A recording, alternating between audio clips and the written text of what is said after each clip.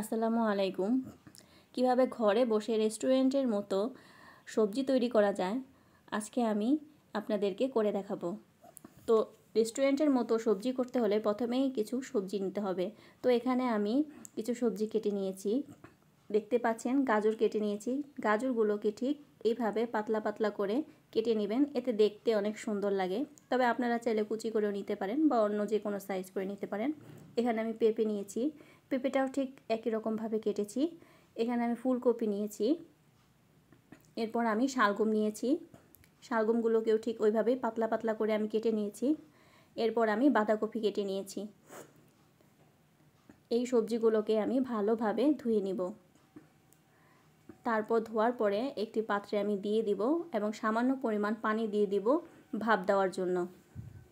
কারণ যেহেতু বিভিন্ন সবজি আমি এখানে অ্যাড করছি, বিভিন্ন সবজির সেন্ট বিভিন্ন রকম, তাই ভাপ দিয়ে পানিটা ফেলে দিলে সবজিগুলো খেতে খুব মজা হবে। এখানে আমি মাংস নিয়েছি, ছোট ছোট করে টুকরো করে কেটে নিয়েছি। সাথে আমি মাশরুম নিচ্ছি। আপনারা চাইলে মাশরুম অ্যাভয়েড করতে পারেন। কিছুক্ষণ ভাপ দেওয়ার পরে পানিটা ফেলে দিতে হবে। তবে সবজি পুরোপুরি সেদ্ধ করা যাবে না, যাতে সামান্য পরিমাণ শক্ত থাকে সেদিকে খেয়াল রাখতে হবে, যাতে গলে না যায়। তারপর আমি পানিগুলোকে ঝরিয়ে নিব, সবজিগুলো এখানে ঢেলে দিব। কিছুক্ষণ এভাবে রেখে দিয়ে পানি যখন ঝরে যাবে তখন আমি সবজিটা অ্যাড করে দেব। ঠিক এইভাবে পানি ঝরিয়ে নিতে হবে। এখন আমি একটি পাত্রে তেল দিয়ে দিলাম, তেজপাতা দিয়ে দিলাম। এরপর আমি কাঁচামরিচ কুচি, পেঁয়াজ কুচি দিয়ে দেব।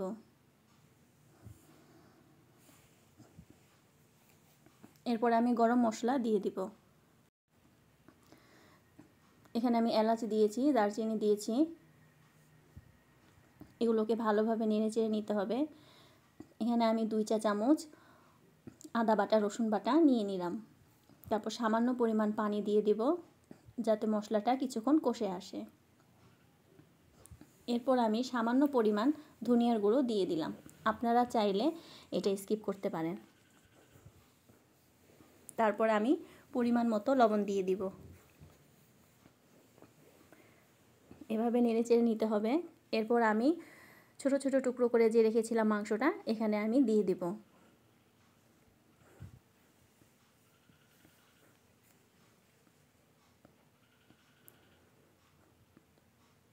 মাংসটাকে ভালোভাবে কষিয়ে নিতে হবে।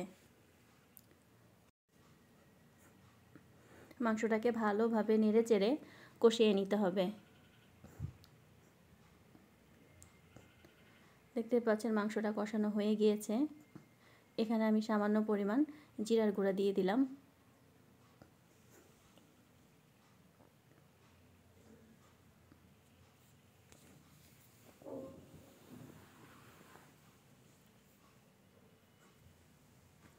এরপর আমি এতে সবজিগুলো অ্যাড করে দেব। যেহেতু আমার মাংসটা সম্পূর্ণ কষে এসেছে, সবজিগুলোকে ভালোভাবে নেড়েচেড়ে নিতে হবে।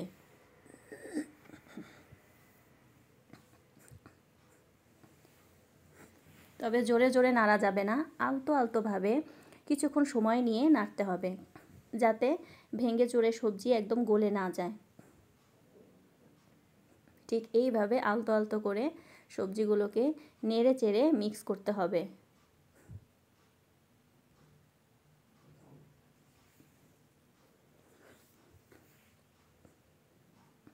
ভালোভাবে মিক্স করার পরে তারপরে এই সবজিটাতে কর্নফ্লাওয়ার দিয়ে দিতে হবে।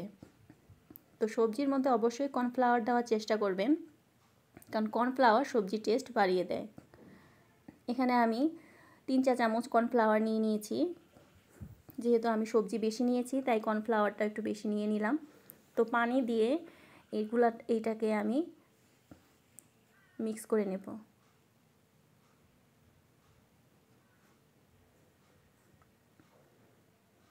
কর্নফ্লাওয়ারটা মিক্স হয়ে গেছে।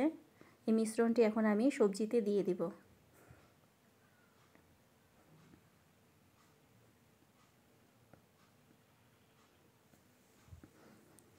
এখন সবজিটাকে ভালোভাবে নেড়ে চেড়ে মিশিয়ে নিতে হবে।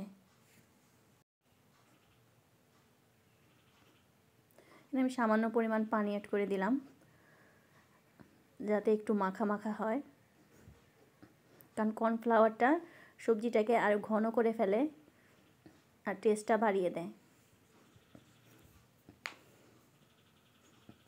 সবজিটি ভালোভাবে মিক্স করে নিচ্ছি আমি। আমার সবজিটি হয়ে গিয়েছে, এখন আমি এটি নামিয়ে নেব। দেখতে পাচ্ছেন কত সুন্দর মাখা মাখা হয়েছে, একদম রেস্টুরেন্টের মতো। আপনারা সবজি দিয়ে ঘরেই ঠিক এইভাবে রেস্টুরেন্টের মতো সবজি তৈরি করে খেতে পারেন। কেউ বুঝতে পারবে না যে আপনারা রেস্টুরেন্ট থেকে এনেছেন না বাসায় তৈরি করেছেন। তো অবশ্যই এইভাবে সবজি বানাবেন এবং কমেন্ট করে আমাকে জানাবেন আপনাদের কাছে কেমন লেগেছে। আল্লাহ হাফেজ।